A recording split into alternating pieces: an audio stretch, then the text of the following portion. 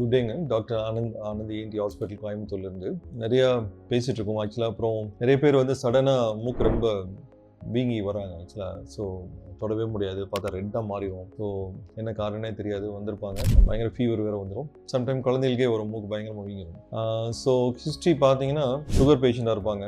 So மூக்கில் முடி இருக்கும், ப்ளஸ் வந்து மீசை இருக்கும். இதெல்லாம் என்ன பண்ணுவாங்கன்னா ட்ரிம் பண்ணுவாங்க. ட்ரிம் பண்ணுறது வந்து அவங்க செப்பரேட்டாக ஒரு சிசர் யூஸ் பண்ணி அது பண்ணால் பிரச்சனை இல்லை. பார்பர் ஷாப்பில் போய் எல்லோரும் யூஸ் பண்ணுற சிசர் யூஸ் பண்ணால், இல்லை வீட்டிலேயே வந்து அந்த சிசரை வேறு எதுக்கெலாம் யூஸ் பண்ணி அந்த சிசரை வச்சு நம்ம ட்ரிம் பண்ணும்போது லைட்டாக அந்த இன்ஃபெக்ஷன் உள்ளே ஏறினாலும் நீங்கள் வந்து நல்லா வீங்க ஆரம்பிச்சிடும்.